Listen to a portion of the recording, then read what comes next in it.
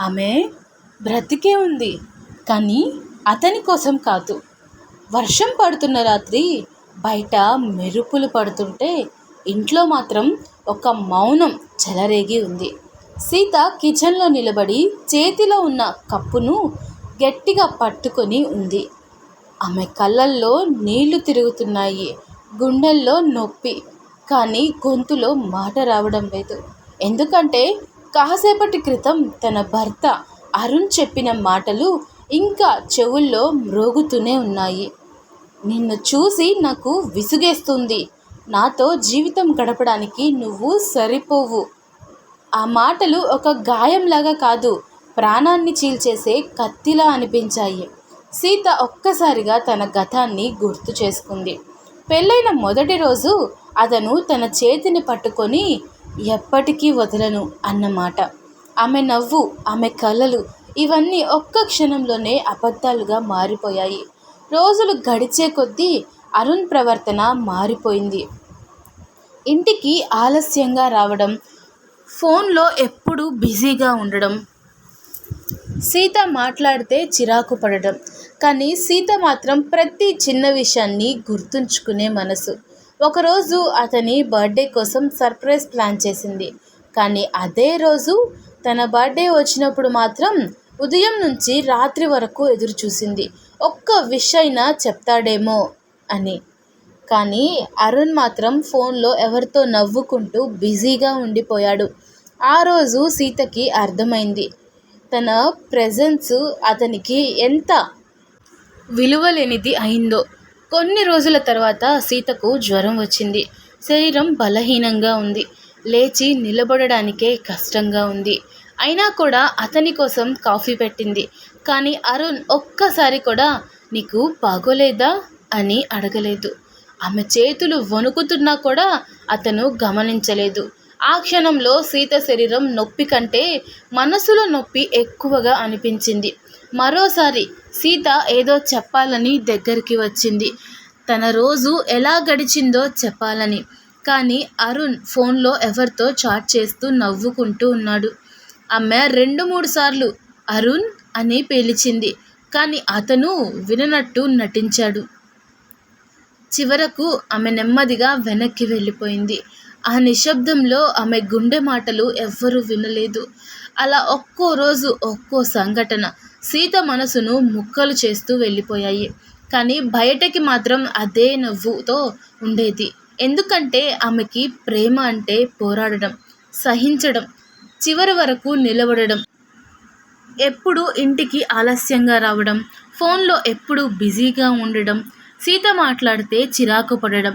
చివరికి ఒకరోజు నిజం బయటపడింది, అతని జీవితంలో ఇంకో అమ్మాయి ఉంది అని. సీత అడిగింది ఒక్కటే, నేను నీకు ఏం తక్కువయ్యాను అని. అరుణ్ నవ్వుతూ అన్నాడు, నువ్వు కాదు, నాకు కొత్త జీవితం కావాలి అని. ఆ రోజు సీత ఏమీ చేయలేకపోయింది. ఏడవడం కూడా ఆగిపోయింది, ఎందుకంటే కన్నీళ్లు కూడా ఖాళీ అయిపోయాయి. కానీ ఆమె లోపల ఏదో మారిపోయింది. తర్వాత కొన్ని రోజులు ఆమె తనలోనే మౌనంగా ఉండిపోయింది. ఇంట్లో ఉన్న ప్రతి మూల ఆమెకు జ్ఞాపకాలే, అతని నవ్వు, అతని మాటలు, అతని ప్రెజెన్స్.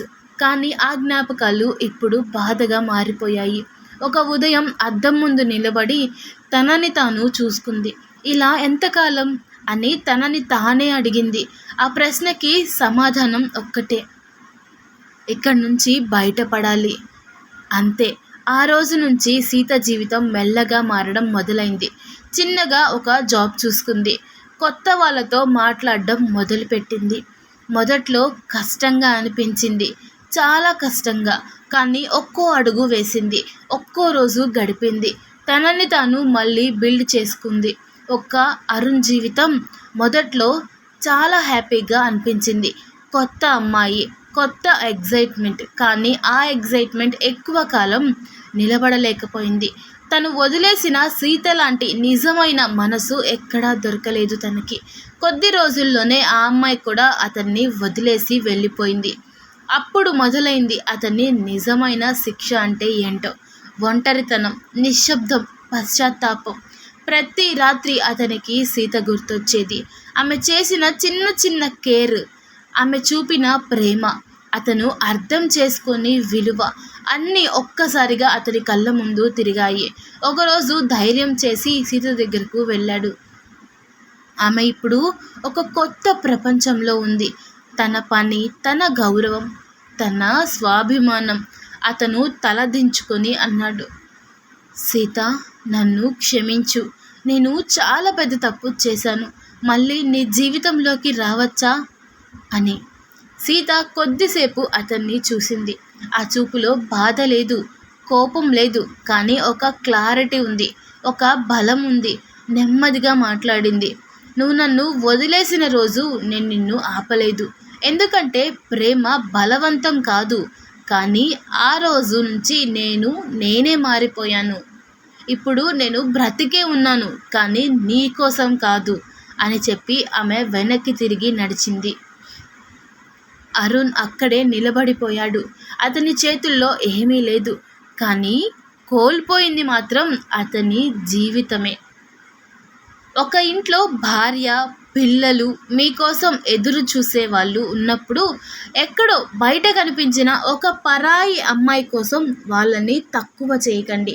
ఎందుకంటే మీతో రోజు నవ్వేది, మీ బాధలో ఏడ్చేది, మీకు ఏం కావాలో మీరు చెప్పకపోయినా అర్థం చేసుకునేది ఆ పరాయి అమ్మాయి కాదు, మీ భార్య మాత్రమే. మీరు బయట చూసే ఆ కొత్త ముఖం, కొత్త మాటలు, కొత్త నవ్వు కొద్ది రోజులు మత్తు మాత్రమే.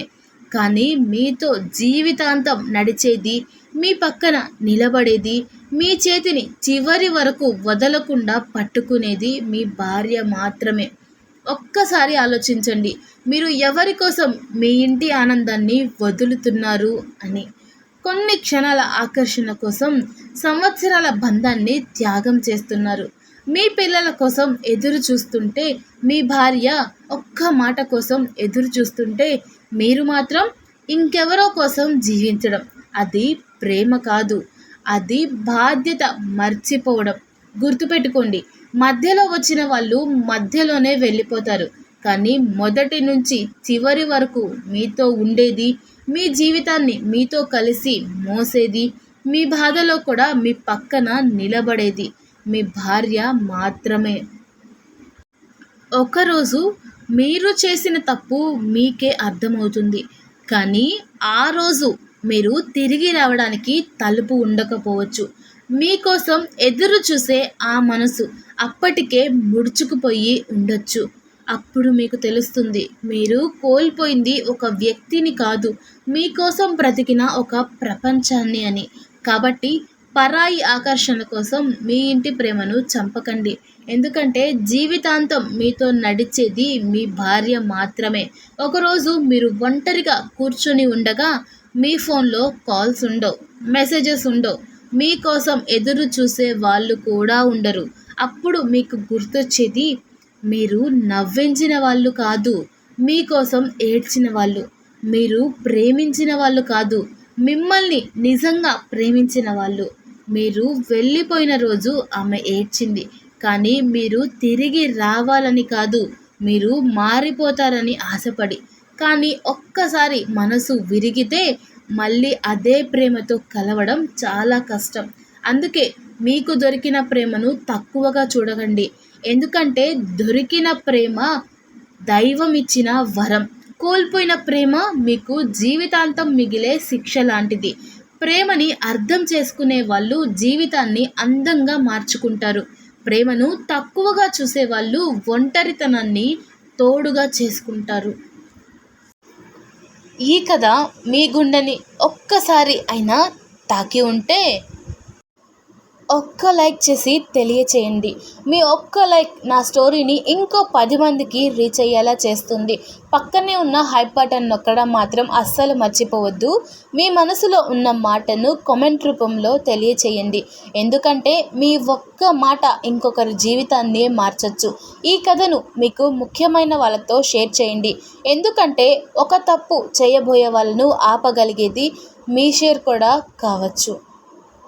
ఇలాంటి మనసును తాకే కథలు ఇంకా చూడాలి అనుకుంటే ఇప్పుడే మన ఛానల్ని సబ్స్క్రైబ్ చేసుకోవడం మర్చిపోవద్దు. మన కుటుంబంలో భాగం అవ్వండి. Thanks for watching.